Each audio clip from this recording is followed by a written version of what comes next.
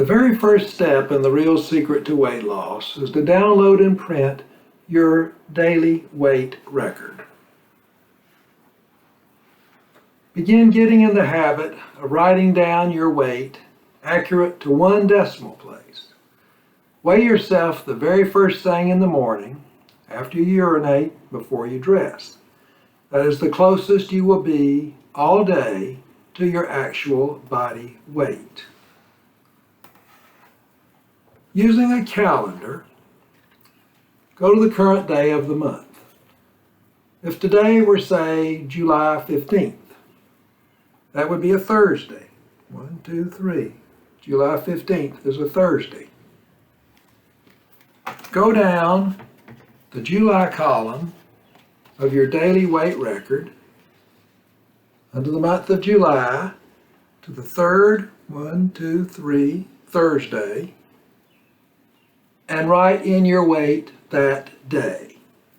That is ground zero for everything else that is to come.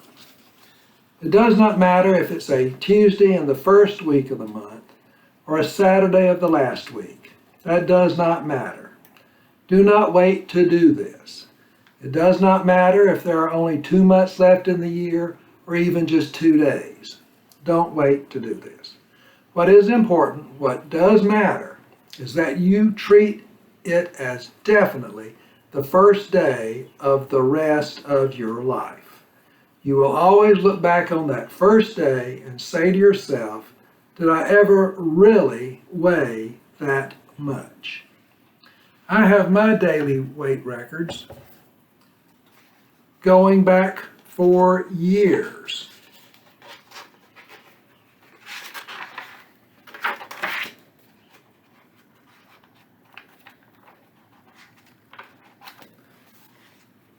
I color code my weight changes just to see trends up and down.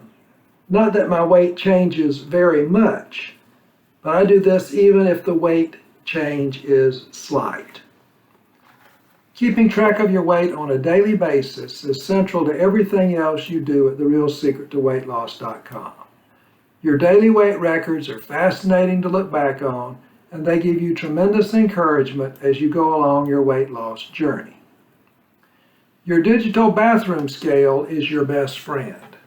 An honest friend because it tells you the truth the first thing every morning. It does not worry about hurting your feelings. Your scale does not have to be fancy.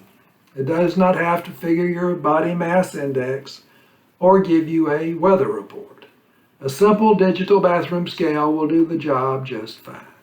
Keep it in a place where it's impossible to forget to weigh yourself, but not where you will trip over it. Weigh yourself the very first thing each morning after you urinate and before you dress, because as I said, that is the very closest you come to your actual body weight at any time during the entire day. You may want to take some selfies the same day you begin recording your weight, as unenthusiastic as you may be about that right now. Take a variety of angles to capture the current you to compare back to as you create the new you. Before and after shots are a great motivator. Get in the habit of taking selfies every 30 days. You will get tremendous satisfaction as you see the transformation in yourself, even if you are the only person who ever sees them. Step number 2, download and print your weekly eating record getting started. You will begin recording what you eat today and every day.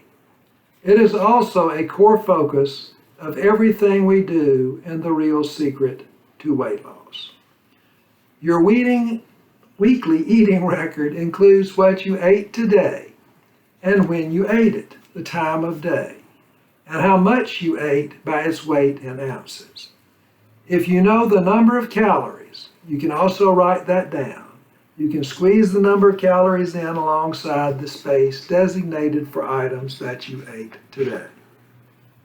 All drinks and beverages should be written down but are not recorded by weight. If you know the calories they contain, be sure to write that down.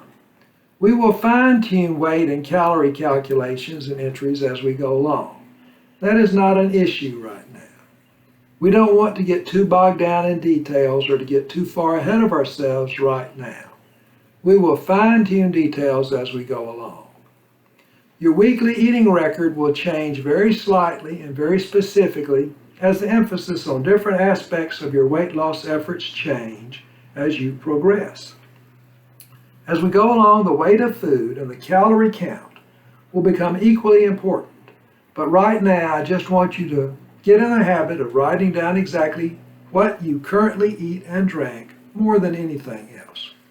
If you know the calorie information provided with food, whether shown on a package or from a menu or a drive-through order board, you can always include it. Start getting in the habit of using your digital kitchen scale. It does not have to be fancy, just a very simple, inexpensive digital scale. There are many types available at very reasonable prices. You can use your digital kitchen scale when it is convenient to see how portion sizes, how much you're eating, compare to calorie counts. And you will very quickly learn to eyeball the weight of the food you are eating. That is tremendously helpful when calorie counts and scales are not available. Estimating calorie count by eyeballing the weight of the food is a skill that will come easily over time and probably much faster than you think. Maintain your current eating pattern for at least 1 week and preferably 2 weeks. Do not make any changes to what you are eating or drinking. Keep doing what you've been doing. That is critically important right now. Use your weekly eating record getting started for at least 1 week, and preferably 2 weeks, before you even consider going to the next step of the real secret to weightloss.com. That is very important. Do not cut it short. Do not go insane if you cannot figure out how many ounces to write down for an item on your weekly eating record. If you do not have access to your digital kitchen scale, you cannot always figure out the weight of every single thing you eat. Just skip that entry and go on. If you are not at home to access your kitchen scale, a restaurant will not know how much an individual item weighs. They do not keep up with the weight of the food they serve. Do not make this a big deal. It will work itself out over time. Civilization will not collapse because you left something blank. At this point, no space is specifically included to write down the number of calories for the food you ate. If the calories were listed on the menu, posted on the order board, or from a website, just write that number down in the space alongside the individual food or beverage you listed. Write tiny, squeeze it in. Right now, just writing down what you ate and drank is the single most important thing you can do. Don't wait to download and print your weekly eating record getting started. It gives you critically important basis for beginning a serious, long-term, successful weight loss program. It gives you an important reference point. You will look back and say to yourself, was I ever really eating that much? I must have been crazy. Find a good place to keep your weekly eating record. Somewhere near your kitchen scale seems to work best. You will notice that the very first entry on your weekly eating record is your weight at the start of the day. That is your focus every day. Seeing how it goes down in relation to what you ate, how much you ate, and when you ate the day before is at the core of everything we do at The Real Secret to Weight Loss. There is a space provided on your weekly eating records to write down the time of day that you ate each meal or snack. That entry is much, much more important than you may think. Morning, noon, and night, when you eat, the time of the day you consume food, drinks, and beverages, has a critical place in your strategy to lose more and more weight faster and faster. As we go along, you will see when you eat can be just as important as what you eat and how much of it you eat. You should weigh some dishes that you commonly use. Take a permanent marker and write their weight to 1 decimal place on the bottom of the plate, bowl, or mixing bowl. Here I have a common dinner plate, one you probably eat on every night. They can be fairly heavy. This particular one is 1 pound 4 ounces. That's a total of 20 ounces. I write that on the back of the plate. You may have a common cereal bowl, or ice cream bowl, or whatever soup you might like to eat, and you use a particular bowl on a regular basis. Write the weight on the back of it. This bowl weighs 6 ounces. They're going to generally be in the 4 to 6 to 8 ounce range. A mixing bowl, 1.4 ounces. Write it on there. When you use it, it will come in handy. You will be able to deduct the plate or bowl's weight after food has been added to get an accurate weight of what you are eating. You can also put the plate or bowl on the scale before you turn it on, and it will automatically zero out before you add any food. That is much easier, but sometimes I forget to do it. That's when the old permanent marker trick comes in handy. Get in the habit of weighing your food before you eat it, but don't be obsessed. The world does not come to an end if you miss a few. It's not practical to do when you eat out. You will find it very helpful to calculate the quantity of food you are eating by weight. That will be critically important to your success as we begin to make slight adjustments over time and power up your weight loss. You will also need a couple of measuring cups. You might use a glass measuring cup. You might want to use a plastic measuring cup. It makes no difference, but you will need a measuring cup. You will not need a measuring cup often, but you will have it when you need one. Estimating the weight of the food you eat and equating that to calories is a learned ability and takes practice over time. You will get better and better at it as we go along in TheRealSecretToWeightLoss.com. There is no other way to do it except repetition. You will directly associate the weight of the food you eat with the number of calories it contains, which helps you gradually scale back how much you eat and its effects on your weight. How much does an apple weigh? How much does a peanut butter and jelly sandwich weigh?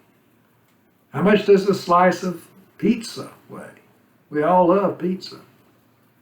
How much does a Mexican dinner weigh? Chips and all. That can be scary. How much does a slice of cherry pie weigh? Here's a good one to think about. How much does a bowl of ice cream weigh? That's a good question because we all have a very different opinion of just how big a bowl of ice cream should be. Weighing individual foods and entire meals is interesting and very important to your weight loss efforts. Have fun with it. You will find yourself guessing the weight before you use the scale, and it will surprise you how close you can come. Practice, practice, practice. Knowing what a particular amount of food weighs does not mean you cannot eat it. Quite the opposite. It helps you decide how much of it to eat. Knowing the weight does not mean denying yourself that food. Instead, it helps you enjoy that food and still lose weight. Remember this, estimating the weight of what you're eating is much, much easier, more accurate, and more beneficial to weight loss than trying to estimate how many calories that food contains. I want to give you a tip that you can use in equating calories to a food's weight. For our purposes, 1 ounce equals 100 calories. I repeat, 1 ounce equals 100 calories. Over time, you will see how closely the two correlate in the great majority of foods we eat and how handy that ratio is to use. Without Throughout our work in The Real Secret to Weight Loss, we will equate 1 ounce equals 100 calories. It will amaze you how accurate that rule of thumb really is. We are trained and conditioned from childhood to eat at certain times, whether we're hungry or not. For most people, their work situation dictates when they can eat, what is available to them when they can eat, and even how they can eat it, at a table, at a desk, or in a vehicle. The only thing you can control is how much you eat, and that is the critical part over which you will come to have control. Weight loss can only be successful if you accept reality and work with the foods available to us within modern daily life patterns, typical work requirements, and cultural habits in today's real world. Keep track of when you eat, the time of day, what you eat, the particular foods and drinks, and how much of it you eat, the weight in ounces, from the very start of your weight loss program. The better job you do in recording your weight on your daily weight record and keeping your weekly eating record, the more benefit you will receive, and the faster your weight loss results will start to add up and accelerate. It is critically important to be able to look back to see how your eating habits changed over time, what you were doing right and what you were doing wrong from the very start, and what you changed over time to achieve your real permanent weight loss. We record the drinks and beverages we consume during the day, but not the weight of any liquid. If you know the calorie count in a particular drink or beverage, you can record that number. Remember this, drinks and beverages, regular or diet, may be the single biggest identifiable reason for your weight gain. Start looking at calorie counts of food and drinks displayed on restaurant menus and order boards. Nearly all the restaurant chains post calorie counts both in the restaurant and on the drive-through display. Get in the habit of reading them. It is very helpful. Start using your digital kitchen scale when you have the opportunity to get a feel for the weight of what you're eating compared to the calorie count. When you take food home from the drive-through, your digital kitchen scale is available. Put it to work. Use your weekly eating record getting started for at least 1 full week and preferably 2 full weeks. It will give you a valuable reference for what you've been eating and drinking, breakfast, lunch, dinner, and snacks to compare back to as your eating patterns change over the coming weeks. Do not cheat on this. At least 1 full week, preferably 2 full weeks. A note on recording alcohol consumption. We do not record beverages and drinks of any type by weight. We do not record alcohol by weight or volume of the drink or beverage. We record what we drank and the total number of individual drinks or beverages consumed at any particular time, whether before, during, and or after dinner.